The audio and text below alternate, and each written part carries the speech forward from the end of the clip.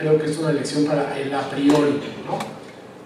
Esto, si te va a dar, si estamos expuestos a esto y sabemos, hay que prepararse para este tipo de cosas. Y hablen ustedes de estrategias de por dónde correr o códigos de construcción, dónde se puede hacer las cosas, dónde no se puede hacer las cosas, que básicamente ocurriría lo mismo con el fenómeno de estos hidrometeoros y en particular lo de los huracanes. O sea, si sabemos que estamos expuestos, pues habría que construir y habría que prepararse en relación a estas amenazas. O sea, esto de que es la obra del cambio climático, en que nadie se esperaba nada, son mangas, nos las hemos esperado toda la vida, ¿no?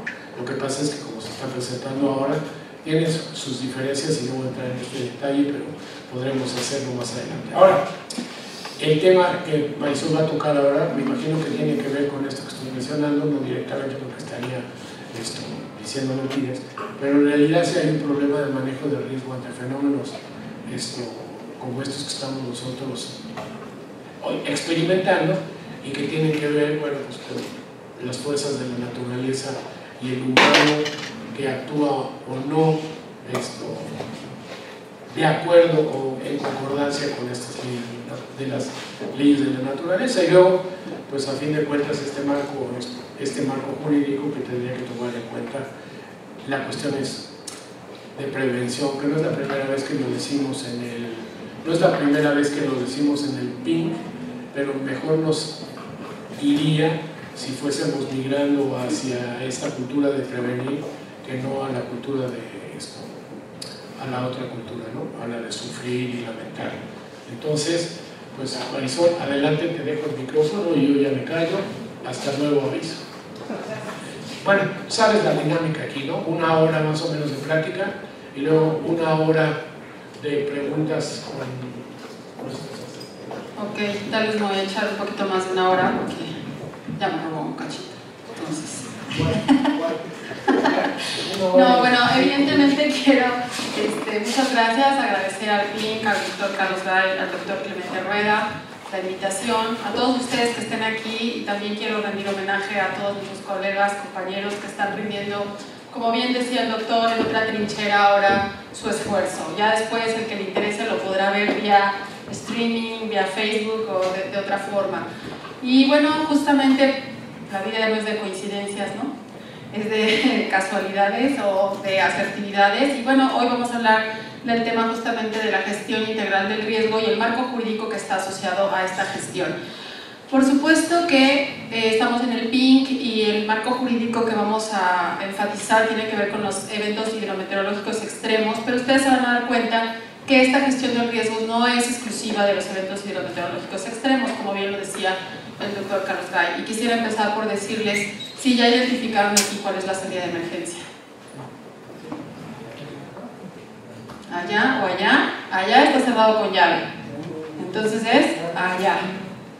Creo que es algo que tendremos que hacer ahora cuando vayamos al cine, al restaurante, al teatro, a cualquier lugar. Tendremos que identificar cuál es nuestra salida de emergencia, porque lo vivimos en la evacuación aquí en la universidad. Se generaron muchos cuellos de botella porque no sabíamos hacia dónde dirigirnos, ¿no? O los espacios para salir eran estrechos o había cajas. Entonces todo esto lo tenemos que ir solventando.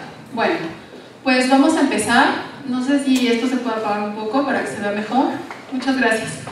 Bueno, les decía, lo primero que quisiera comentarles es, no sé si hay un pasador o cómo es el solo algo así. Sí, tú haces un gesto y allá en la cabina te hacen caso.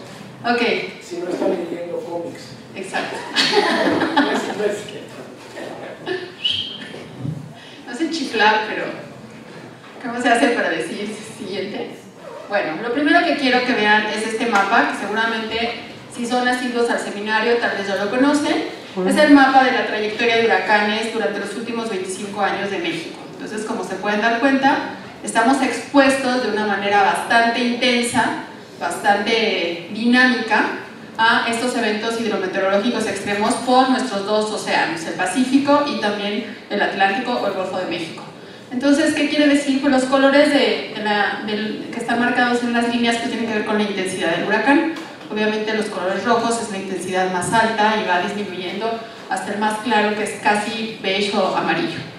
Pero pues ya lo vivimos con Ingrid y Manuel, que tuvimos en el mismo momento los dos eventos por los dos océanos, y los problemas se complican. Generalmente cuando preguntamos qué significa cambio climático o quiénes son vulnerables ante el cambio climático, la gente asocia las costas. Las zonas costeras son las zonas vulnerables al cambio climático, pero ya los hechos nos han demostrado que no es cierto. El cambio climático lo tenemos en las zonas costeras, en las zonas continentales, en las ciudades. Tenemos los problemas de ondas de calor, donde aquí la doctora Ana Rosa Moreno es experta, ¿no? Y una serie de problemas asociados a la salud pública que no solamente se presentan en los océanos. Siguiente, por favor. Bueno, si vemos aquí, de acuerdo con el estudio que hizo el INEC en 2013, donde integró diversos estudios para identificar cuáles eran los municipios más vulnerables al cambio climático, pues tenemos que hay 3 entidades federativas que están incorporando casi 500 municipios que son altamente vulnerables ante el cambio climático. ¿Esto de qué nos habla? Pues nos empieza a hablar de una realidad, nos empieza a hablar de un reto. Tenemos que tomar la bandera de cómo planificamos y cómo gestionamos el riesgo. Siguiente, por favor. Bueno, la siguiente. También tenemos aquí un mapa de inundaciones que recientemente, el año pasado, el SENAPRED publicó sobre el riesgo ante inundaciones de las diferentes zonas de nuestro país. Si se fijan, pues también tenemos inundaciones a riesgos altos en el centro del país. Por lo tanto, nos damos cuenta que no solamente las zonas costeras son las más vulnerables a los efectos del cambio climático. La siguiente, por favor. Bueno, si nosotros estamos hablando de una relación estrecha, ¿me puedes dar siguiente y siguiente porque tiene como animaciones? Aquí tenemos que el cambio climático y la gestión integral de riesgos están asociadas a la prevención de desastres. Ya decía el doctor Carlos Gay, los desastres naturales y el impacto por las variaciones climáticas es un impacto que realmente está poniendo en peligro el desarrollo económico y social de las poblaciones. No solamente es un tema de nos inundamos, es un tema que tiene que ver con el desarrollo, con la seguridad alimentaria, con la seguridad hídrica y con una serie de la seguridad energética, y todo esto se va viendo desde una manera sinérgica que se complica. Entonces por eso es que tenemos que trabajar en la reducción de riesgos de desastres. La siguiente, por favor. Aquí les muestro un esquema de las pérdidas que registró SENAPRED también por los diferentes fenómenos, y si se fijan, este rojo, que es casi la totalidad del círculo, es el que está asociado a los fenómenos hidrometeorológicos extremos. La siguiente, por favor. Y entonces yo les pregunto, ¿existen los desastres naturales? Manos arriba quien dice que sí. Pero arriba, con definición, sí. ¿Ok? Manos arriba quien dice que no. Manos arriba quien dice que quién sabe. ¿No? Pues los desmanados, los que... Pues los desastres naturales, la siguiente por favor, no existen. Lo que existen son fenómenos naturales asociados a una serie de decisiones de política pública o individuales que en esa mala combinación generan lo que conocemos como desastres, o mal llamamos desastres naturales. La siguiente por favor. Tenemos esta, también creo que tiene animación, ¿le puedes dar? La combinación de esta diversidad de fenómenos hidrometeorológicos extremos en combinación con una alta vulnerabilidad social nos da como resultado que los ecosistemas enfrentan estos fenómenos sin tener la capacidad para responder a ellos, y entonces tenemos que si autorizamos la construcción de las casas geo en lo que era el cauce de un río porque hace 120 años no llueve, pues el día que llueve ese río reconoce su cauce y todas las casas se van a perder. Si nosotros nos colocamos como asentamientos irregulares sin permisos en una barranca, pues también esa barranca es una zona inestable, es una zona de riesgo, y cuando viene el fenómeno hidrometeorológico pues vamos a tener pérdidas humanas, financieras, económicas y de todo ello. Entonces tenemos que trabajar en el cambio de mentalidad respecto de si realmente tenemos desastres naturales o no. Todavía en las noticias seguimos viendo las expresiones de los desastres naturales, y hay que también entender que siempre es fácil echarle la culpa a alguien, ¿no? Y si ese alguien es la naturaleza, ¿no?, a la que no le podemos imputar responsabilidades, pues mejor aún. pero en realidad los responsables somos nosotros. Por eso debemos trabajar en esta reducción de nuestra vulnerabilidad. La siguiente, por favor. Bueno, pues en este contexto es muy importante que nosotros vayamos viendo cómo la gestión del riesgo de desastre inicia desde la identificación. Es como cuando uno se tiene que atender un problema de salud. La siguiente, pues primero tenemos que ir al médico y saber qué tenemos, ¿no? Para después de ahí planear la atención. Esto implica acciones humanas, impactos ambientales y afectaciones humanas que tenemos que ir desagregando para ver qué zona es vulnerable a qué. Primero tenemos que saber a qué somos vulnerables para después poder planificar nuestra reducción de la vulnerabilidad. La siguiente, por favor. Bueno, así tenemos cómo en estos escenarios de cambio climático es muy importante tener claro de qué hablamos cuando hablamos de riesgo, ¿no? Y riesgo, pues es una función que involucra la vulnerabilidad y la amenaza. Cuando nosotros hablamos de esta función de riesgo que está involucrando amenazas y vulnerabilidades, desde el punto de vista social, ¿qué es lo que podemos manejar? ¿Podemos manejar la amenaza o podemos manejar la vulnerabilidad? ¿Qué creen ustedes? ¿Qué es la amenaza? El fenómeno, ¿no? El huracán, la tormenta tropical, la lluvia, ahí está, así es que nada más es cuestión de rápidamente ver. Esa es la amenaza, que también en algunos lados o en alguna literatura se le denomina peligro, ¿no? Entonces, bueno, la amenaza o el peligro que está asociada a estos eventos hidrometeorológicos, pues no lo podemos controlar, ¿no? Ya estamos con nuestros esfuerzos del Acuerdo de París para reducir las emisiones de gases de efecto invernadero y tratar de modelar el daño, pero de alguna manera lo que sí podemos manejar es nuestra vulnerabilidad. Cómo decidimos construir, dónde decidimos construir, qué densidad decidimos construir, qué tipo de consumo y estilo de vida decidimos llevar a cabo. Eso sí lo podemos manejar. La siguiente, por favor. Bueno, entonces tenemos que cuando hablamos de los diferentes componentes de la vulnerabilidad, tenemos factores físicos, lo vimos ahora, aunque no fue realmente un evento hidrometeorológico el que afectó en gran parte de la ciudad, pero tiene que ver con la calidad de las construcciones, el tipo de construcciones, el lugar de la construcción, incluso el diseño. No es lo mismo decidir los materiales para construir en una zona de altas temperaturas que en una zona de bajas temperaturas, que en una zona de temperaturas medias. Todo esto tiene que ver con qué tan expuestos o no estamos. Los factores ambientales, que también otra vez salen a colación con lo que nos acaba de pasar, el uso de suelo, ¿no? Lo que se denomina uso de suelo tiene que ver con lo que en materia de ciencias naturales, biología, ecología, se relaciona con la vocación del suelo, ¿no? Este suelo, ¿para qué es bueno? ¿Qué tipo de suelo es? ¿Para qué lo podemos utilizar? Si nosotros vemos las mayores afectaciones que se dieron ahora en la ciudad, pues son en las zonas lacustres, ¿no? En las zonas con mayor inestabilidad de suelos, pero donde los permisos de construcción dicen 3 niveles, pero mágicamente se logró una autorización para 8 niveles. ¿Qué estás haciendo? Que esos 5 niveles que están encima de lo que está permitido están en una posición altamente vulnerable, pero a su vez estás comprometiendo los 3 niveles que si solo hubieras construido 3, pues no estuviesen tan comprometidos, ¿no? Entonces aquí creo que es una cuestión de corresponsabilidad. Así como es fácil echarle la culpa a la naturaleza y decir, ah, el desastre natural, pues también es fácil echarle la culpa a la autoridad, que no tenemos leyes, o que están muy malas, o que no se inspecciona, o que no se sanciona. Pero también somos corresponsables como usuarios. ¿Dónde compro? ¿Qué compro? ¿No? En general, pues como consumidores compramos lo que se ve bonito, lo que está padre, lo que está de moda, pero no nos damos cuenta que en ese lugar vamos a colocar nuestro patrimonio, nuestra familia, nuestros sueños, nuestros fracasos, ¿no? Entonces hay que hacernos más conscientes de qué es lo que compramos, volvernos unos consumidores más conscientes y más corresponsables.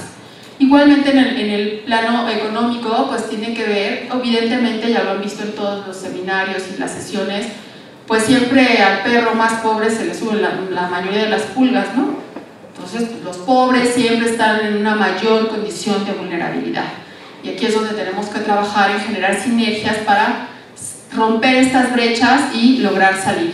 Y en los factores sociales, pues también tenemos el tema de los saberes tradicionales. ¿Alguien sabe qué son los saberes tradicionales? ¿No? ¿Usted? Sí. ¿Qué son? Son lo que los antiguos conocían y sabían de por ejemplo, los aztecas en la Ciudad de México construyeron todos los canales y se protegían. Y es un saber que se transmite de persona a persona. Claro, los saberes tradicionales son los que se van transmitiendo de generación en generación y que nuestras diversas culturas han ido, digamos, fortaleciendo y mejorando a través del tiempo. Nosotros, aparte de ser un país megadiverso por la gran diversidad biológica, también somos un país megadiverso por la gran diversidad de culturas que tenemos. Y estas culturas implican saberes, implican conocimientos ancestrales que se van transmitiendo y que se van mejorando. También hay que considerar estos saberes. ¿Por qué en Campeche la gente le pone 2 puertas a su casa? ¿No? No es que... Porque hay muchos cacos. ¿Y qué son los cacos? Gente que está esperando a ver cómo se vuelve a casa. ¿Sí? No tiene nada que ver No. con el clima social. Claro, ¿no? Tiene una razón de ser. Por ejemplo, en un evento pasado de inundación, un municipio de Campeche donó un espacio al gobierno de Tabasco para que la gente que había resultado damnificada por el evento hidrometeorológico se fuera a vivir ahí. ¿Pero qué pasó? Que no se consultó a la gente a la que se le iba a dotar de esa vivienda.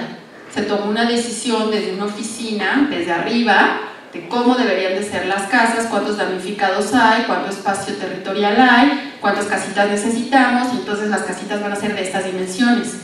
¿Y qué creen que hicieron los arquitectos? Colocaron dentro de las mini casitas el baño adentro de la casa. ¿A quién de ustedes le parece aberrante tener el baño adentro de la casa? Pues al revés, ¿no? Si lo tenemos afuera igual nos da la tortícolis o algo. Nosotros queremos el baño adentro de la casa. Pero a esa comunidad se le hacía aberrante tener el baño junto a la cocina, el baño junto al lugar donde preparan los alimentos. Y entonces no fue una vivienda culturalmente adecuada y la gente, aunque era damnificada, no ocupó la vivienda, no aceptó la vivienda. Entonces tenemos que considerar el factor social y también tenemos que considerar el factor económico a la hora de la toma de decisiones. Y viene el tema, por ejemplo, de educación, de percepción del riesgo, de comunicación del riesgo y de una serie de temas como marcos legales, marcos normativos y de política pública. Desde el punto de vista de la administración pública, la transparencia, la comunicación de la información a la sociedad siempre se ha visto como un problema, ¿no? Cada vez vamos avanzando más en temas de transparencia y acceso a la información, pero para el gobierno es un problema que sepamos, porque nos tiene que convencer a todos, nos tiene que tener contentos. Entonces, pues, mejor no les decimos que estamos en riesgo. Nosotros acá, desde la oficina, lo manejamos, ¿no? Y cuando sucede la emergencia, pues la gente que realmente está en la emergencia no sabe cómo conducirse porque ni siquiera tiene un plan de respuesta, ¿no? La siguiente, por favor. Bueno, aquí tenemos que desastre, de acuerdo con la Ley General de Protección Civil, se define como el resultado de la ocurrencia de uno o más agentes perturbadores, severos y o extremos, que pueden estar concatenados o no, y que son de origen natural o de origen humano, que cuando acontecen en un tiempo y en una zona determinada causan daños que por su magnitud exceden la capacidad de respuesta de la comunidad afectada. Y si somos honestos, muchas veces no solo de la comunidad afectada, sino de autoridades y gobiernos enteros, ¿no? Nosotros nos hemos visto ahora rebasados. ¿Por qué? Pues porque la emergencia ha sido de tal magnitud que nuestras autoridades, nuestros gobiernos, pues no han tenido la capacidad para dar esta respuesta. La siguiente, por favor. Bueno, también nos dice que emergencia es esta situación anormal que puede causar un daño a la sociedad y propiciar un riesgo excesivo para la seguridad e integridad de la población, generada o asociada con la inminencia, la alta probabilidad o la presencia de un agente perturbador, ¿no? Entonces quiere decir que pues, la emergencia está de una manera muy estrecha relacionada con estos eventos hidrometeorológicos extremos. La siguiente. Bueno, aquí tenemos que ver qué es esto de la resiliencia. Todo el tiempo estamos hablando de ser resilientes, de construir ciudades resilientes, sociedades resilientes, y aquí según ustedes saben qué es la resiliencia, ¿verdad? Ay, pero no volteen arriba a ver, a hacer trampa. ¿Qué es la resiliencia? ¿Quién se acuerda? ¿Usted se acuerda? Sí, es la capacidad para regresar a la condición actual. La capacidad para regresar a la condición actual. Original. Esto implica cierto aprendizaje, ¿no? Esta recomposición que implica cierto aprendizaje, mientras que la resistencia es la capacidad de los sistemas naturales y sociales de persistir ante los efectos del cambio climático. Entonces tendríamos que tener una combinación entre resiliencia y resistencia, ¿no? La siguiente, por favor. Bueno, si nosotros nos damos cuenta, el marco jurídico de la gestión integral del riesgo es muy complejo. Viene desde la Constitución Política de los Estados Unidos Mexicanos, que de ahí deriva toda la normatividad nacional. Luego, de alguna manera, se apuntala en la Convención Marco de Naciones Unidas sobre Cambio Climático, el Protocolo de Kioto, el Acuerdo de París y diferentes estrategias, ¿no? La de Yokohama, la acción de Hyogo y de Sendai, que tienen que ver con la reducción de riesgos de desastres. Y ya en el ámbito local, como ustedes saben, nosotros somos una federación, entonces nos dividimos en 3 niveles de gobierno: el federal, el estatal y el municipal. ¿Y alguien de aquí es abogado? ¿Nadie? Qué bueno. Bueno, en materia normativa hay una expresión que se denomina concurrencia o concurrente. Cuando nosotros hablamos de una materia concurrente, quiere decir que concurren, que vienen a la materialización de esas normas los 3 órdenes de gobierno. Y para que ustedes tengan más o menos la idea, cambio climático, protección ambiental, protección civil, obviamente reducción de riesgos de desastres, tienen que ver con las materias que son concurrentes. Por lo tanto, no solo es la federación la que tiene que actuar, también son las entidades federativas y los municipios para la regulación, el desarrollo de políticas públicas y la implementación de las mismas. Entonces, si nosotros vemos, por ejemplo, la Ley General de Cambio Climático, que de entrada es competencia federal, en el mismo cuerpo normativo de las leyes generales se distribuyen competencias para los diferentes órdenes de gobierno. Lo mismo en la Ley General de Protección Civil, en la Ley General del Equilibrio Ecológico y la Protección al Ambiente y así. Cada ámbito de gobierno tendría que tener su ley ambiental, su ley de cambio climático, y es muy triste ver que somos 32 entidades federativas y casi nuestras leyes ambientales son las mismas, porque nuestros legisladores lo que hicieron fue copiar, cortar la ley general, le quitaron todo lo que era federal, nomás le dejaron lo que era estatal. Pero si nosotros tenemos una gran diversidad entre Tabasco y Chihuahua, y una gran diversidad entre Coahuila y Campeche, entonces cada ley ambiental, de protección civil, no son los mismos riesgos a los que está expuesta la comunidad de Nuevo León, ¿no?, que la comunidad de Yucatán. Entonces cada uno debería de tener sus leyes estatales hechas como un traje a la medida, de acuerdo a su propia realidad, a sus propios riesgos, a sus propios recursos naturales, a su propia vulnerabilidad. Pero eso no ha sucedido.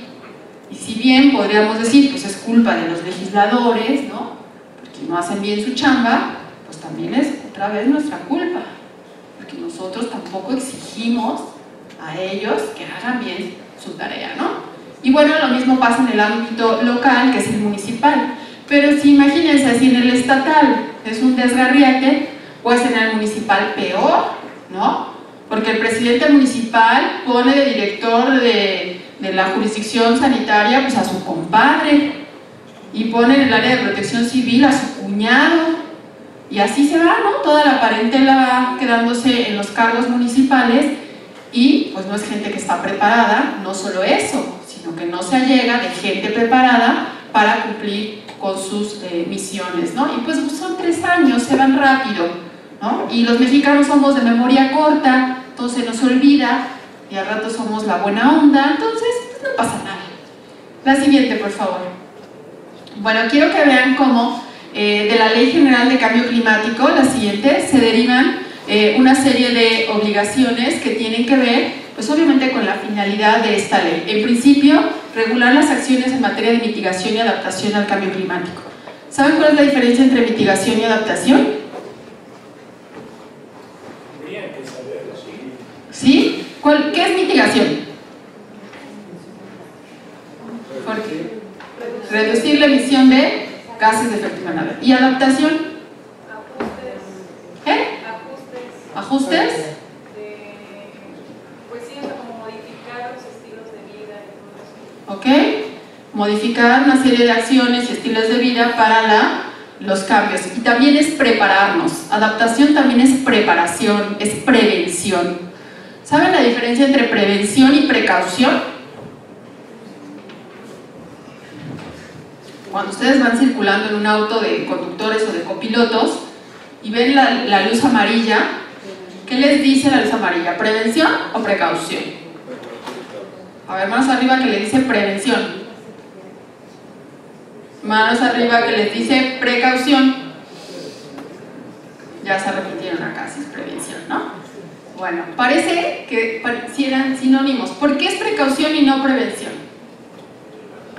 Todos los que ahorita dijeron precaución. ¿Por qué es precaución y no prevención? Uno se puede volver precavido a cosas que no sabe y se puede prevenir a cosas que sí sabe. ¿Ok? Bueno, para los que les dice que es prevención, que nada más fue el doctor, y luego se arrepintió el compañero, ¿por qué es prevención y no precaución? Porque se antepone a todo, o sea, te previene de que va a haber una siguiente acción. ¿Y no te precave? No lo sé. ¿No? Es así como que el corazoncito dice que no. Ok, bueno, en realidad, ¿sí? ¿Tú querías decir algo? Tiene una connotación muy distinta a precaución y prevención. Cuando nosotros hablamos de prevención, es que tenemos evidencia, suficiente evidencia para tomar acciones. Entonces, cuando nosotros vemos la luz amarilla, es una luz preventiva, porque ya sabemos todas las posibilidades que pueden sucederse si yo me paso esa preventiva. Puedo atropellar a una persona, puedo colisionar con otro auto, puedo llegar a tiempo a donde iba, puedo hacerme acreedor a una infracción, ¿no? Entonces, todas esas posibilidades ya las conocemos, existe suficiente evidencia respecto de ellas. En cambio, cuando hablamos de precaución, es que no tenemos suficiente evidencia científica. Justamente la característica del principio precautorio es la falta de certeza científica sobre los posibles daños que pudieran ocurrir. Pero justamente ante esta falta de certeza científica es que se invierte la carga de la prueba y los gobiernos y las autoridades dicen, bueno, ante la falta de evidencia científica debemos tomar acciones. Y ejemplos muy concretos son, por ejemplo, la prohibición del fracking o fracturación hidráulica en muchos países europeos, porque todavía no hay evidencia científica de hasta dónde van a llegar los daños de la fracturación hidráulica. Otro ejemplo es el uso de transgénicos, ¿no? Por ejemplo, Japón ha prohibido rotundamente el uso de arroz transgénico bajo cualquier modalidad, hasta en tanto no se defina qué produce el arroz transgénico. Mientras que en México, que somos país de origen del maíz, pues nos aguantamos 10 años con una linda moratoria y pues como vimos que no nos pasó nada extraño, pues se ha liberalizado, ¿no? Entonces, lo que quiero que vean es que la precaución no es que porque no tenemos evidencia científica no podamos hacer nada, al contrario, como no hay suficiente evidencia científica, podemos hacer cosas, ¿no? Aquí, en materia de cambio climático, pues evidentemente el principio preventivo, pues es como el principio por antonomasia, porque prácticamente todos los efectos adversos del cambio climático ya se han comprobado, ¿no? O hay suficiente evidencia científica sobre ello. Respecto de reducir la vulnerabilidad, pues no solo es la vulnerabilidad de las personas, sino también de los ecosistemas para enfrentar los efectos adversos del cambio climático y fortalecer las capacidades de respuesta. Si nosotros nos acabamos nuestros ecosistemas, nosotros estamos volviéndonos solo con ese hecho más vulnerables a los fenómenos hidrometeorológicos extremos, aunque no vivamos en el campo, ¿no? Entonces somos corresponsables de denunciar si vemos que hay una tala clandestina, somos corresponsables de impulsar en lugar de afuera de mi casa ponerle cemento donde está el arbolito para no barrer las hojitas, que echa mucha rama y mucha hoja y es una lata, pues me hago responsable de cuidar ese arbolito, de que siempre tenga agua, de podarlo, porque esas pequeñas acciones que parecen insignificantes ayudan a reducir los efectos de las ondas de calor, los efectos de las islas de calor, que tienen que ver con el cambio climático. La siguiente, por favor. Bueno, igualmente la ley habla de adaptación y de mitigación, que ya sacaron un 10, porque saben muy bien de qué se trata. Si se fijan, todo el tiempo hemos estado hablando de las leyes y estoy entre la de protección civil y la de cambio climático, porque a veces no nos damos cuenta que todo esto de lo que hablamos ya está regulado, solamente que no se ha difundido lo suficiente o no existe un conocimiento suficiente respecto de ello. La siguiente, por favor. Bueno, igualmente la ley de cambio climático nos habla de formular y conducir, evaluar una política municipal, estatal y federal en materia de cambio climático. Nos habla de fortalecer las capacidades institucionales y sectoriales. Cuando hablamos de institucionales, pues no solamente tienen que ver con las autoridades, tienen que ver con los institutos de educación, con las organizaciones no gubernamentales que están implicadas en las diferentes acciones. Gestionar los recursos para justamente ejecutar acciones de adaptación y mitigación. Si ustedes se acuerdan, cuando empezamos a trabajar en temas de cambio climático, todo el foco estaba en mitigación, ¿no? ¿Cómo hacemos para reducir las emisiones de gases de efecto invernadero? Y ahora se ha puesto mucho énfasis en materia de adaptación. Y al final del día, si somos como muy pulcros y analizamos, muchas acciones de adaptación al final del día también tienen que ver con mitigación, ¿no? Y bueno, también habla de realizar campañas de educación, de información. El PINC tiene una gran labor de sensibilización, de concienciación, de educación, de difusión en esta materia para sensibilizar a la población y para involucrarla. La siguiente, por favor.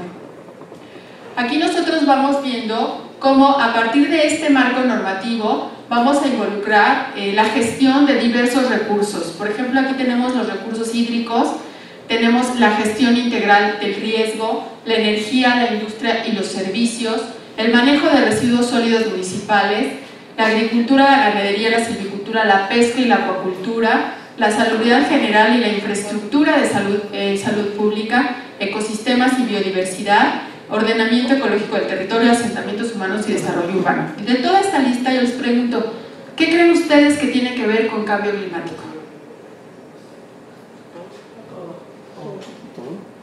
¿Todo? ¿Quieren todo el pastel? Pues todo tiene que ver con cambio climático.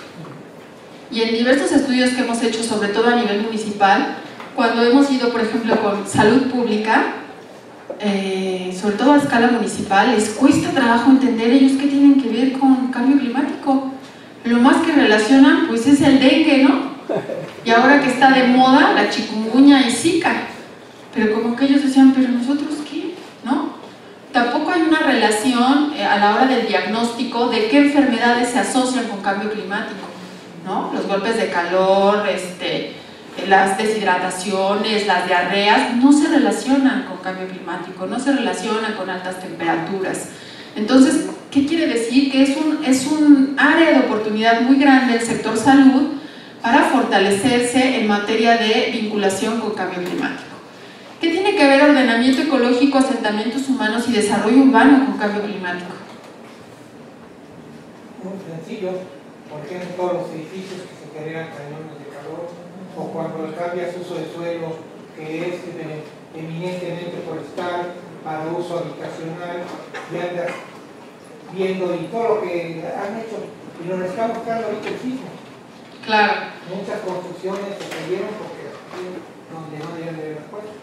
Claro, el uso de suelo, el ordenamiento territorial, si ustedes se fijan, los instrumentos de planeación en México son muy buenos. La gente cuando revisa nuestra normatividad, dice es que tienen una ley de primera, tienen una normativa maravillosa. El problema no es la normativa, el problema es la aplicación de la normativa, es decir, otra vez recae en el ente humano. Y entonces otra vez, eso nos habla de que como sociedad tenemos que fiscalizar más lo que hacen nuestras autoridades. Si yo vivo aquí en esta colonia y veo que de pronto están construyendo un edificio y esta zona no es de ese tipo de uso de suelo, digo, pues está como a 5 cuadras, ¿no? ¿Para qué me meto en problemas? ¿No? Yo vivo a 3 cuadras, yo aquí tengo bien padre mi colonia y me llevo bien padre con mis vecinos. Pues sí, pero que estén cambiando ese uso de suelo, que estén presionando esa zona con esos 5 niveles más, al final me va a generar un problema. Pero también hay que reconocerlo, somos una sociedad poco involucrada y en realidad reaccionamos prácticamente hasta que nos duele en carne propia la situación. Entonces tenemos que involucrarnos un poco más. La siguiente, por favor. Bueno, evidentemente los resultados de estas acciones que estamos teniendo en torno al cambio climático nos exigen, de acuerdo con la ley, elaborar y publicar el Atlas de Riesgo. Fíjense que el Atlas de Riesgo es el instrumento, para mí, base para la planeación del desarrollo de una sociedad resiliente, de una sociedad sustentable. Pero ¿qué pasa con el Atlas de Riesgo? Pues lo esconden. Nosotros en la Ciudad de México tenemos un Atlas de Riesgo, pero el Atlas de Riesgo se vuelve una camisa de fuerza para los desarrolladores, se vuelve una camisa de fuerza para las actividades económicas. Entonces mejor pues lo guardamos, ¿no? ¿Por qué? Pues porque es la piedrita en el zapato. También nos tocó en varios municipios del país altamente vulnerables al cambio climático. Cuando les pedíamos su Atlas de Riesgo, nos decían, sí tenemos. ¿Lo podemos ver? Sí, permítame, ¿no? Le hablaban a la secretaria. Se tardaba como 3 cafés y 2 aguas y llegaban con el Atlas lleno de moho, de telarañas, de las marcas de las tazas de la fiesta, del café, del refresco, ¿no? Decíamos, ¿y para qué usan el Atlas de Riesgos? No, pues la verdad no se usa. ¿Cómo que no se usa? Pues es que nadie lo sabe usar. ¿No? Pues bien padre. Entonces tenemos un instrumento de planeación para la reducción de riesgos que no usamos, porque nadie sabe y tampoco nos interesa que nadie sepa, ¿no? Entonces creo que como sociedad nos tenemos que apropiar de estos instrumentos para empezar a exigir su cumplimiento, ¿no? Ahora, el Atlas de Riesgos debe de ser fundamental para que a partir del contenido de todos los riesgos ahí identificados se planifique el desarrollo. Luego entonces el Atlas de Riesgos se tiene que ver en el Plan de Desarrollo Urbano, o en el Programa de Desarrollo Urbano, o en el Programa de Desarrollo Territorial, y a su vez aquí tenemos cómo reubicar asentamientos humanos más vulnerables. ¿Por qué? Pues por lo que sea, por cuestiones políticas se han dejado ahí, porque al final un asentamiento irregular se vuelve una bandera política, ¿no? Siempre en el cambio de gobierno pues te regularizo, te doy tu papel, ¿no? Vamos a ver cómo nos ponemos en orden para poder tener esto. Al final del día, lo que estoy regularizando es tu riesgo. Pero ¿qué tiene que ver esto? Otra vez, ¿qué factores están involucrados? La pobreza, la falta de oportunidades, la falta de educación, ¿no? Entonces son problemas complejos. Ahora que están tan de moda hablar de problemas complejos, ¿no? Tenemos en la Universidad del C3, ¿no? El Centro de Ciencias de la Complejidad. Pues sí, estamos ante problemas complejos que demandan respuestas complejas. La siguiente, por favor. Pues aquí tenemos como en materia de adaptación, también la ley propone formar recursos humanos, formar talento, capital humano para responder. Si ustedes saben, antes de la Ley General de Protección Civil, que es de 2012, prácticamente toda la gente de Protección Civil estaba ahí de corazón y era empírica y aprendía sobre la marcha. Mucha gente aprendía sobre la marcha, sobre todo en los municipios o en localidades alejadas. En la ciudad pues siempre ha habido como más formación, pero ahora la ley exige formar cuadros, tenemos ya una escuela en materia de protección civil, y esto pues a lo que nos debe de llevar es a tener un fortalecimiento de capacidades. También nos habla de elaborar diagnósticos de daños de los ecosistemas hídricos, porque los ecosistemas hídricos cumplen un papel fundamental a la hora de las grandes avenidas, ¿no? Ahora con resultado de estos eventos hidrometeorológicos extremos llueve muy rápido, ¿no? Mucha cantidad de agua. Entonces hay grandes avenidas que buscan una salida. Si nosotros tenemos nuestros cuerpos hídricos llenos de sillones, lavadoras, basura, cascajo, pues obviamente el agua se desborda. El agua busca otra salida y entonces tenemos los grandes problemas. La misma gente que tiró ese cascajo puede ser la gente a la que se le meta el agua a su casa, pero también puede ser una gente que nunca tira nada en ese río la que se ve afectada. Ya saben que cuestiones ambientales pues no se respetan ni linajes, ni fronteras, ni responsabilidades, ¿no? Un poco ahí hay que concientizarnos también. Y también se habla de mejorar los sistemas de alerta temprana. Nosotros tenemos el sistema de alerta temprana ante ciclones, pero pues no solo tenemos ciclones, ya lo estamos viendo, ¿no? Tenemos el sistema de alerta, ahora la alerta sísmica, que si nos ponen nerviosos o no, que si la voz, que hay que cambiarla, ¿no? Bueno, pero tenemos que fortalecer nuestros sistemas de alertamiento ante ondas de calor, por ejemplo, ¿no? Para que la gente se proteja del sol, se hidrate. Hay una serie de factores todavía que fortalecer. La siguiente, por favor.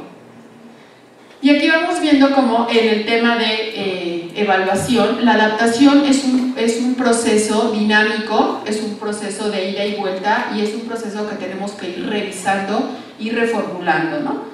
Entonces, cuando nosotros estamos hablando de minimizar riesgos mediante procesos de adaptación, pues tenemos que ir generando indicadores para valorar si esto que estamos haciendo lo estamos haciendo bien, si estamos obteniendo los resultados proyectados y si no, cómo cambiamos el rumbo para irlo logrando. La siguiente, por favor. Bueno, evidentemente, ya lo había dicho el señor aquí, en materia de gestión de riesgos y adaptación están íntimamente involucrados la gestión territorial, la gestión de los recursos hídricos y, obviamente, la gestión de los riesgos hidrometeorológicos. Si no lo vemos de manera transversal, estamos perdidos.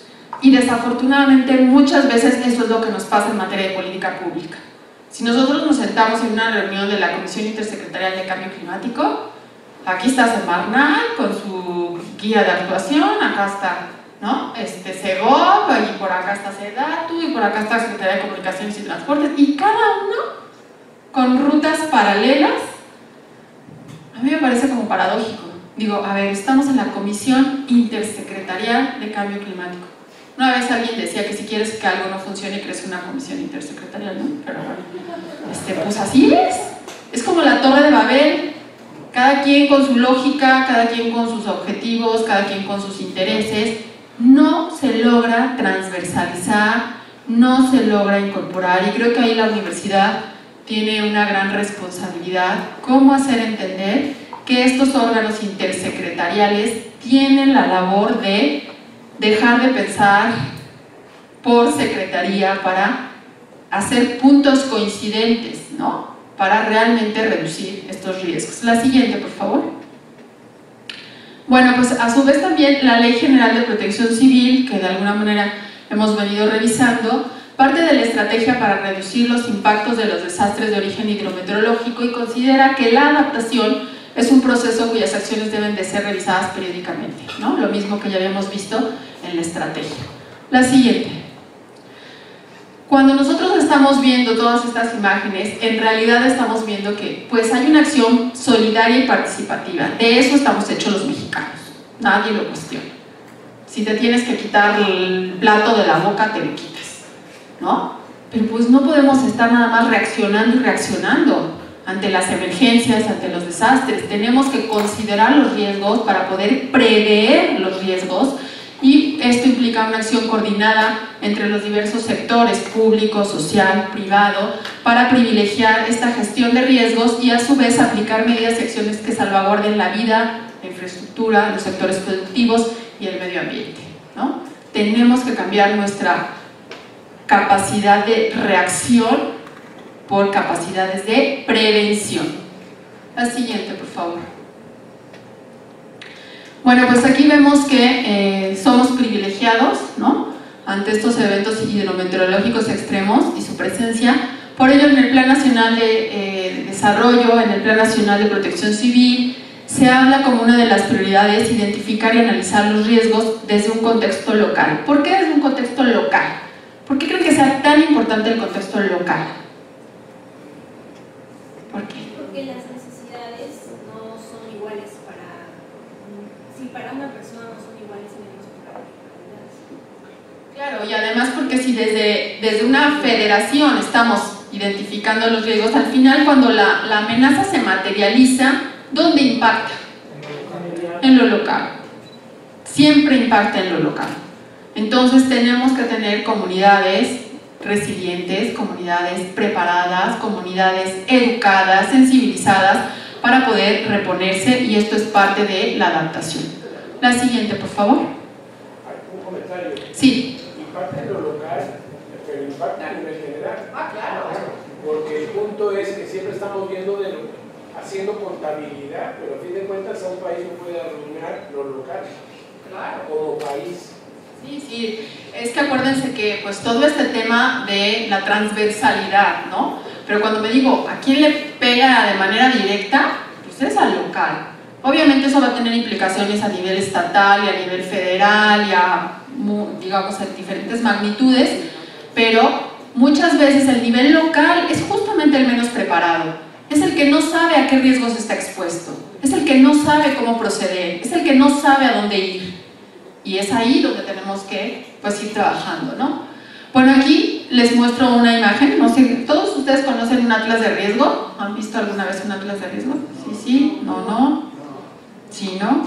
Bueno, más o menos aquí es muy grosso modo, un mapita. Lo que quiero que vean es que tiene diferentes capas, ¿no? En esa como de la de dominó, pues empiezan las viviendas y sobre esas capas se van sobreponiendo los diferentes peligros o amenazas. Los peligros sísmicos, los peligros o las amenazas químicas, las volcánicas y las hidrometeorológicas y así, ¿no?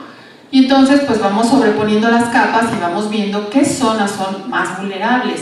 Evidentemente hay lugares, por ejemplo, San Rafael en Veracruz, que todo el poblado de cabo a rabo es altamente vulnerable, ¿no? Entonces ahí se sabe. Si estamos ante un lugar que en su totalidad es altamente vulnerable, que no tenemos la posibilidad de reubicarlo, entonces, ¿cómo podemos generar medidas de adaptación? Pues primero saber hasta qué nivel sube el agua, ¿no? Y luego la gente, en lugar de tener su casita de un piso, pues que se construya su segundo piso, porque para que por lo menos salve la vida. El tema de la confianza en las autoridades. Cuando viene la alerta, la gente no se quiere salir de su casa, ¿no? Porque tiene miedo de que le roben sus pertenencias. Y realmente cuando viene el agua, pues no solo son sus pertenencias y son sus vidas. Entonces tenemos que cambiar esta cultura de la desconfianza, ¿no? Para saber cómo reaccionar. Y también simular escenarios de desastre. Nosotros hacemos nuestros simulacros, por ejemplo ahora, el del sismo, y luego el sismo. ¿Y cómo nos fue entre el simulacro y la realidad? Así siendo honestos, ¿nos fue bien o nos fue mal? Fatal. Y eso que estamos reentrenados, y eso que acabábamos de hacer el simulacro. No sé cómo les fue a ustedes, pero en mi instituto ni silbato, ni gorra, ni chaleco, ni nada. Era una manada por la supervivencia, ¿no? Una confusión por dónde son las salidas. Y bueno, eso mismo pasa en las realidades. Y si solamente hacemos simulacros respecto de fenómenos sísmicos, pues a la gente tendría que hacer un simulacro respecto de inundaciones, porque ese es su riesgo, ¿no? Tendría que hacer un simulacro respecto de cómo conducirse a una marea de tormenta, cómo conducirse ante unas ondas de calor. O sea, no solamente el sismo, ¿no? Es a lo que estamos expuestos. Tendríamos que tener muchos otros simulacros y otra vez volvemos al traje hecho a la medida. Cada lugar debería de tener simulacros en función de las amenazas o los peligros a los que está expuesto. Y pues ahí también es un tema que tenemos que trabajar, ¿no? Impulsar el desarrollo urbano y el ordenamiento territorial y lograr un instrumento para la gestión integral de riesgos, que es pues, tener el atlas, pero no solamente tenerlo, aplicarlo. La siguiente, por favor. Sí, actualizarlo. Aquí tenemos que la información contenida en el atlas de riesgo pues tiene todo esto que ya les dije, ¿no? Los diferentes riesgos o amenazas a los que estamos expuestos a través de diferentes capas. Y aquí el tema es que muchos municipios tienen un atlas de riesgos del 2001, donde aquí cambio climático pues, ni pintaba en la regulación. Aquí empezamos a hablar de cambio climático normativamente a partir del 2012. Si yo tengo mi atlas del 2001, es como de la prehistoria, ¿no? Entonces tengo que actualizar mi atlas de riesgo que involucre, ¿no?, la vulnerabilidad actual y los escenarios futuros en materia de cambio climático. La siguiente, por favor. Y no solo de cambio climático, porque en el atlas están los riesgos químicos, geológicos. Si yo tengo un corredor industrial que en el 2001 no existía y hoy 2015 existe, ese corredor industrial se vuelve una amenaza. Que si lo combinamos con una inundación resultado de cambio climático, pues puede ser una amenaza de gran calado, ¿no? Entonces también lo tendríamos que estar actualizando por ese tema. La siguiente, por favor. Bueno, pues entonces tenemos que es fundamental para lograr esta gestión integral de riesgos, crear, promover y ampliar el marco jurídico orientado a esta gestión, identificar las amenazas, diseñar y poner en marcha las medidas de adaptación, fomentar la participación en estas medidas y construir sociedades y sectores productivos resilientes. La siguiente, por favor. Bueno, igualmente hay que identificar estos riesgos para poder definir cómo vamos a planificar la actuación. Esta previsión de la que ya hablábamos involucra una toma de conciencia. Y a partir de aquí vemos que las acciones de prevención también involucran acciones anticipadas. No nos esperemos a tener el problema encima para empezar a planear. Podemos formar brigadas comunitarias, locales, en nuestras escuelas, pero somos mucho más reactivos, mejor nos esperamos a que pase. O la Virgen María nos ampara y nos protege y nunca nos va a pasar, ¿no?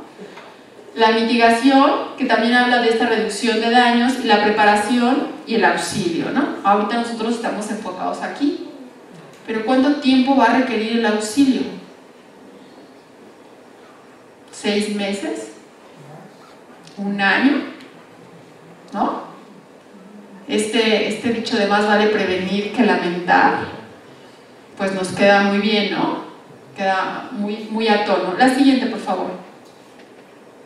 Bueno, es importante también que nosotros veamos otra vez desde el atlas de riesgo que está regulado en la Ley General de Protección Civil, que debe ser nuestro instrumento base, pero no solo él solito, se debe de articular con otros instrumentos como los programas de ordenamiento ecológico, los programas de desarrollo urbano, el uso de suelo y las zonas de reserva. Aquí es interesante ver que, por ejemplo, en materia de uso de suelo, las inmobiliarias han generado una gran presión, pero pues las inmobiliarias pueden presionar todo lo que quieran. Si nosotros tenemos clara nuestra normatividad y la aplicamos, pues aunque yo tenga encima a todas las inmobiliarias del mundo, simplemente te digo, no lo permite la ley, ¿no? Yo me acuerdo que estando justo en Chile, en un temblor bastante fuerte, yo me puse poco menos que histérica, pero casi en el grado de histérica, y me dijeron, tranquila, que esto no se va a caer. Pero era un grado de convencimiento en la gente, esto no se va a caer. Pues en Chile tenemos las normas de seguridad, de construcción más estrictas, tenemos los niveles de inspección más rigurosos y no hay corrupción. Entonces esto no se va a caer. ¿Qué tenemos aquí? Ahí se los dejo de fe ciega. Muy bien. La siguiente, por favor. Bueno, entre las facultades de la Federación, como les decía, todas estas materias son concurrentes, pues está incorporar los esfuerzos de protección civil con todas estas amenazas, establecer estrategias y programas integrales en materia de mitigación al cambio climático y también adaptación, y elaborar y proponer previsiones para la adaptación y mitigación en diferentes zonas más vulnerables. Pero otra vez volvemos a la falta de congruencia de la política pública. Por un lado hablamos de cambio climático y decimos que queremos reducir las emisiones de gases de efecto invernadero, nos comprometemos en el Acuerdo de París con una reducción de gases de efecto invernadero brutal, maravillosa, pero por el otro lado le decimos a las empresas, vengan a llegar a cabo fracturación hidráulica, vengan con el fracking, perforen, saquen el shale, saquen el gas, saquen el petróleo, y por el otro lado vas a Campeche o al Golfo y ves los mecheros en Salamanca, ¿no? Quemándose, dices, no estoy entendiendo, eso que quieren sacar de allá, lo están quemando allá. ¿Qué no es más fácil diseñar una tecnología para aprovechar ese gas asociado que estamos quemando desde hace años en el Golfo y en Salamanca y en todos los lugares, en lugar de seguir dándole la torre a los ecosistemas? ¿Qué política pública va a pesar más? ¿La reducción de gases de efecto invernadero o nuestra maravillosa reforma energética, donde estamos apostando a acabarnos los fósiles, ¿no? ¿Qué visión de país tenemos cuando Alemania tiene 30 años trabajando en reconvertir su función, su matriz energética para no depender de los fósiles? Y nosotros, pues todo lo que son energías renovables es un problema. Aparte, ni siquiera bien sabemos qué es lo que queremos. En una ley hablamos de energías renovables, pero en otra hablamos de energías limpias, y en las limpias está la nuclear, está el metano. Entonces dices, ay, ay, ay, ¿qué es esto? ¿No? Estoy enloqueciendo. Y entonces cuando hablas con la gente responsable del diseño de las políticas, te dicen, no, es que mira, pues es que limpias, por ejemplo, la nuclear es limpia. Nada más el problema son los residuos, pero no emite CO2. O sea, ok, pero ¿sabes lo que son los residuos de la energía nuclear? ¿Cómo me dices que es limpia? ¿No? No, pues el metano es limpia, porque no emite CO2. A ver, espérate, pero es que el metano por sí mismo es un gas de efecto invernadero, sí, pero no es CO2, ¿no? Entonces, en realidad, tenemos un problema de definición de política pública grave, tenemos un problema grave de involucramiento social, porque pues por eso tenemos las leyes que tenemos, ¿no? Porque hacen con nosotros lo que quieren, porque pues cada uno estamos en nuestro estado de confort, donde podemos y donde, digamos, estamos más acomodaditos, pero sí es un tema grave el cómo vamos a ir reformulando nuestra política pública de largo plazo para realmente reducir las emisiones, para realmente adaptarnos al cambio climático, ¿no? También es muy triste darte cuenta que hay muchísimos estudios científicos sobre las vulnerabilidades, sobre los riesgos de nuestras comunidades, pero están publicados en inglés, en papers, que ni la comunidad sabe. Tampoco la gente de las universidades de ese estado y mucho menos las autoridades. Aunque pues el investigador ya tiene su puntito para el SNI, ¿no? Entonces, ¿cómo hacemos esa conexión, no? ¿Cómo bajamos nuestro trabajo académico, nuestro trabajo científico con la localidad? Doctor. Entren a la página del PIN. ¿Sí? Sí, ahí hay un chorro escrito en español para la región, para México. Ok. O sea, hay muchos investigadores que sí publican en inglés y se trata de conectar, pero el programa tiene muchísimos estudios hechos para México sobre cuestiones de vulnerabilidad, adaptación, mitigación. Pues cuando hacemos las tesis, ¿no? Hay un reporte en el mexicano de cambio climático. Ah, sí. Con 900 páginas. Sí. El tema es que a veces esto pues se queda como, no sé si la palabra es correcta, en una élite académica, ¿no? Que no alcanza a permear. Y creo que ahí nosotros como de a pie, todos tenemos algún familiar en el pueblo, ¿no?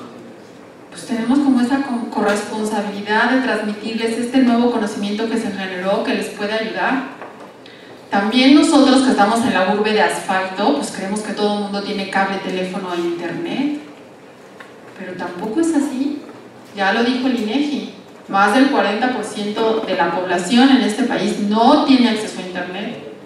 Entonces es también una corresponsabilidad, ¿no? De cómo bajamos todo este esfuerzo a quien realmente lo necesita. ¿Cómo ayudamos a esa persona que realmente lo necesita a reducir sus vulnerabilidades, ¿no? Y no que se queden pues solamente en blanco y negro. La siguiente, por favor.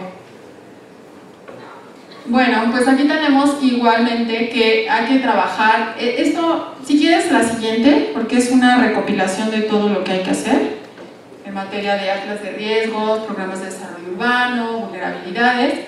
Hay que establecer una cultura de protección civil, de cómo reaccionamos y cómo respondemos, pero también cómo nos preparamos.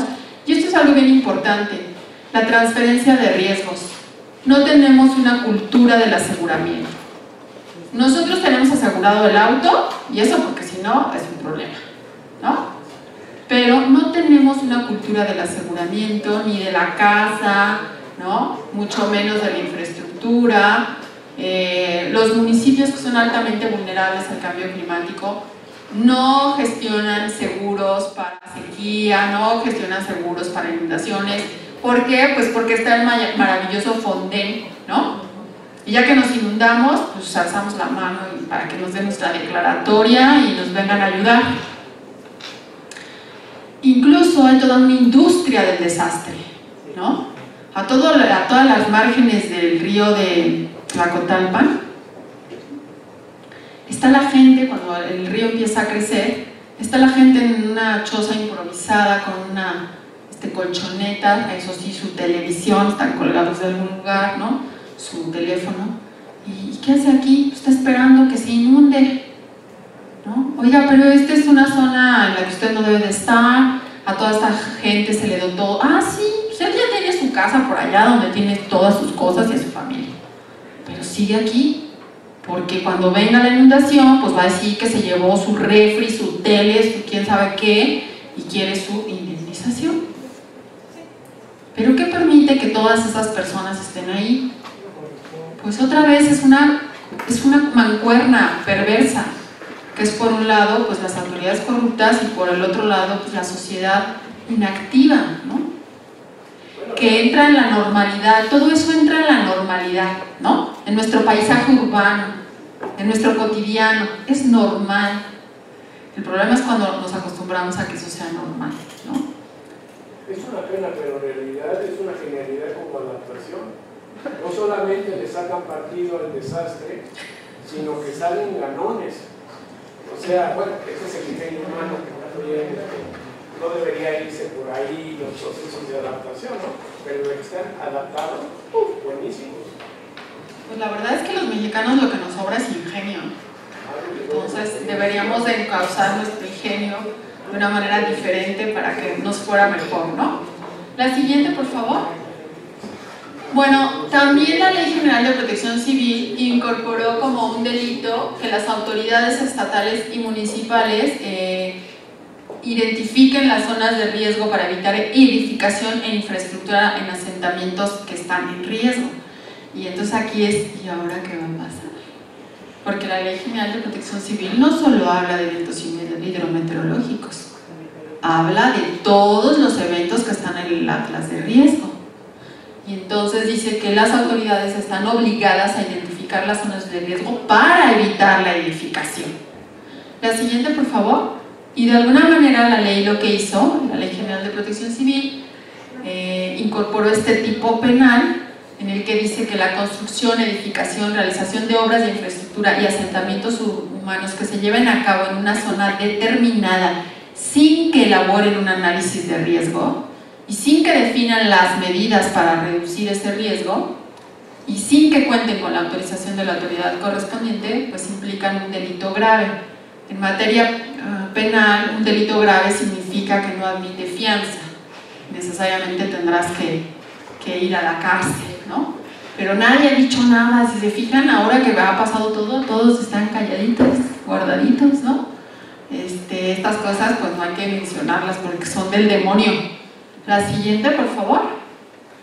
Bueno, pues esto es lo que les decía, es un delito grave que no admite fianza.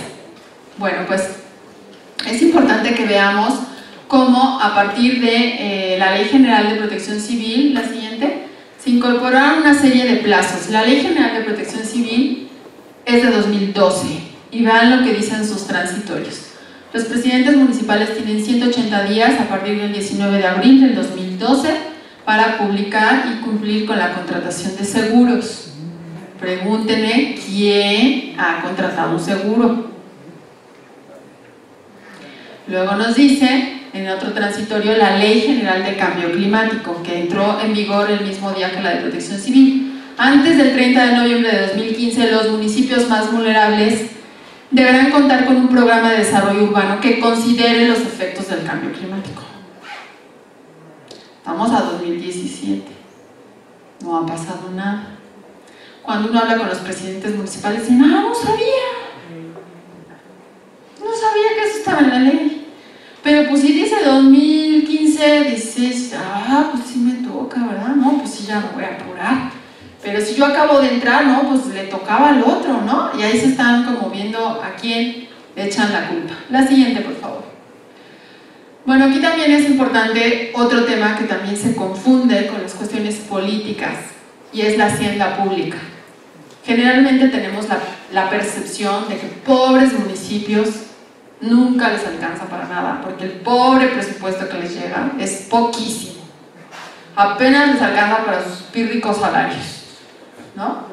En realidad, la Constitución, en el artículo 115 constitucional, dota de autonomía a los municipios y les permite regular su hacienda pública. Por lo tanto, ellos podrán cobrar impuestos, derechos y una serie de elementos para fortalecer su hacienda pública y tomar acciones preventivas y decisiones. ¿Pero qué pasa?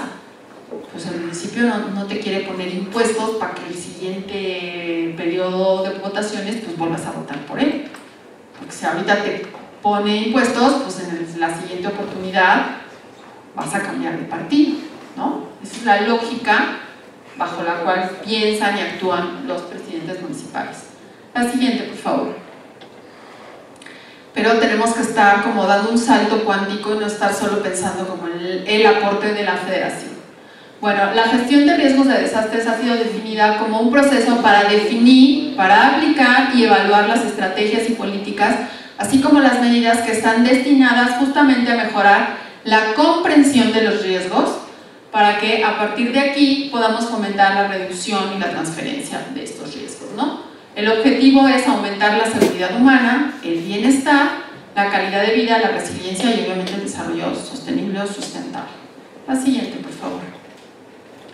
Bueno, aquí tenemos una serie de elementos que nos habla de, primero tenemos que conocer el origen y la naturaleza de los riesgos, lo que les decía, a qué estamos expuestos, ¿no? A partir de ahí, identificar la vulnerabilidad y los escenarios de los posibles efectos. Como dice el doctor, hay muchos estudios que están disponibles en el PINC. A lo mejor cuando estamos haciendo nuestros trabajos de tesis, pues podemos decidir bajar esto a una localidad. ¿Cómo ayudamos a una localidad a ser resiliente? ¿Cómo ayudamos a una localidad a reducir su vulnerabilidad? ¿No?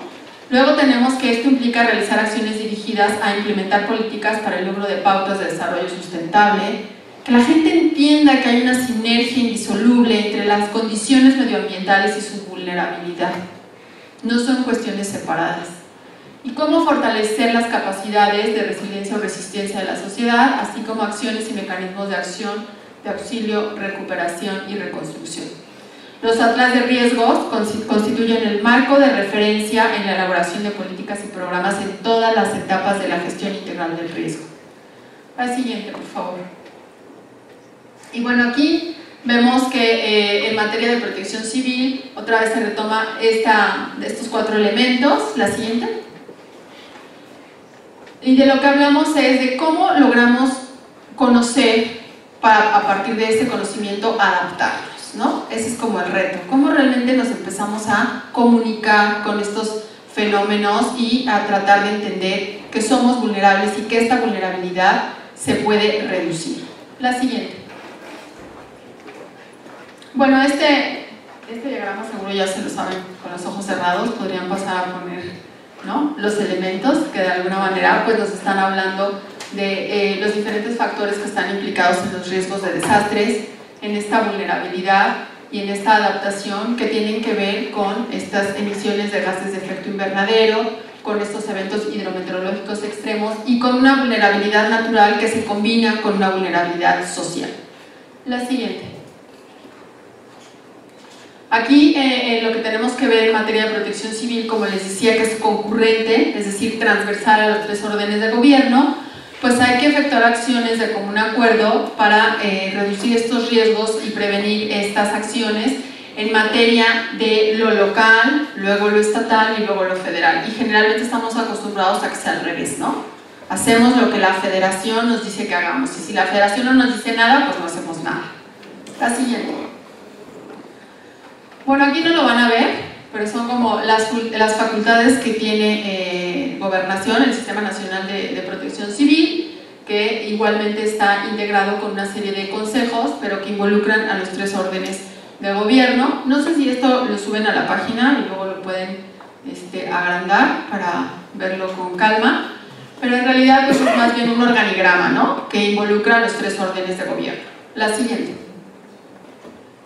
Viene ahora nuestro tema del Acuerdo de París, tan controvertido, si sí o no nos logramos comprometer, qué significa un acuerdo jurídicamente vinculante o no jurídicamente vinculante, y pues tenemos como que a los que estamos a favor y a los que estamos en contra.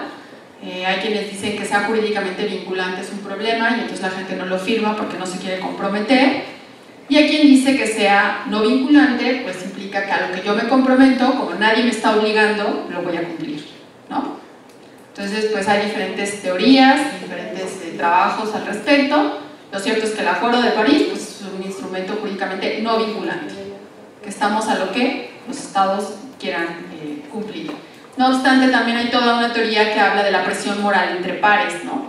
Entonces, pues como estas cosas son públicas, pues como que es muy feo que todo el mundo se entere que no estás cumpliendo con lo que tú solito dijiste que ibas a cumplir, ¿no? Que nadie te obligó. Y un ejemplo muy claro de cómo funciona la presión moral entre pares a nivel de derecho internacional público es el ejemplo de Rusia. Cuando Rusia se quiso unir a la Unión Europea, como ustedes saben, Rusia no había firmado el Acuerdo de París, el Protocolo de Kioto, y entonces la Unión Europea le dijo, ¿cómo no? Eres muy bienvenido, pero la Unión Europea está comprometida con todos los instrumentos ambientales y climáticos. Entonces, si te quieres formar con nosotros en la Unión Europea, requieres ratificar el Protocolo de Kioto. Entonces es digamos que le hicieron ahí una manita de puerco, ¿no? Y entonces Rusia, por intereses de orden económico, pues se sumó al tema del Protocolo de Kioto, ¿no? Entonces, pues la presión moral entre pares puede jugar de pronto un rol aquí interesante. Y bueno, luego viene el tema, la siguiente, por favor, del porcentaje de defunciones resultado de los fenómenos hidrometeorológicos extremos. Y aquí, si se fijan, estos datos son del 2016 del CENAPRED y nos dicen que las mayores defunciones fueron por lluvias intensas. 5 minutos. Si no lo vas a tener aquí, que te eche... ¿Carrilla? 5 minutos. Muy bien. La siguiente, por favor. Bueno, luego viene el tema de la percepción, ¿no? De la percepción del riesgo. Todo el mundo conocemos aquí a esta muchacha, ¿no? ¿Quién es esta muchacha? ¿La joven o la adulta? ¿Por qué se quedaron pasmados? O sea, usted ve a la vieja con la pluma acá toda guapa, ¿no? ¿Quién ve a la joven? ¿Quién ve a la vieja? ¿Quién ve a las dos? Bueno, pues obviamente acá están las dos, ¿no? La joven está de perfil, esta es su barbilla, esta es apenas su naricita y esta es su oreja. ¿Sí se fija? En cambio la vieja, pues también está de perfil, pero más recto. Esta es su nariz, esta es su barbilla, esta es su boca. Entonces cada uno vemos la siguiente, cosas diferentes, y lo mismo aquí. ¿Cuántas vigas tenemos? Rápido. 3, 4, 34. Pues otra vez estamos con un tema de percepción. ¿Y con qué tiene que ver nuestra percepción? Depende del lado que lo veas. ¿Depende del lado? Si lo veo de acá, lo veo de ahí, lo veo. Si lo ves de aquí, No veo nada. no ves nada. Pues tiene que ver con nuestro grado de educación, con nuestra historia de vida, con un montón de factores que nos hacen que aunque estemos ante lo mismo, veamos cosas diferentes y por eso también reaccionamos diferente ante los mismos eventos. La siguiente, por favor. Entonces, pues evidentemente el tema de la percepción, cuando hablamos de riesgos, es muy importante porque en función de qué tan en riesgo nos percibimos, es pues qué tanto nos preparamos, ¿verdad? La siguiente. Aquí tenemos, por ejemplo, una serie de eventos, la siguiente, que tienen que ver con el efecto de, creo que ya se regresó con eso. Es un producto sociocultural complejo, ¿no? Que involucra esto que les decía, ¿no? Diferentes acciones de prevención, preparación y respuesta ante una exposición a un mismo peligro o una misma amenaza, pero que lo valoramos a través de nuestros sentidos y nuestra experiencia de forma diferente, ¿no? La siguiente. Y bueno, pues ahí dice bienvenidos, ¿no? Entonces, pues está padre, ¿no? Aquí está bienvenida. Obviamente, pues quien diseñó y planeó, seguramente no hubo detrás un estudio, ¿no? Sobre riesgos que involucrara a estas poblaciones, o pues nos la aventamos y la Virgen María nos ampara, ¿no? Entonces, pues yo aquí le dejo para que empiece el feedback, aquí nos retroalimentemos, les agradezco mucho y pues les doy la voz.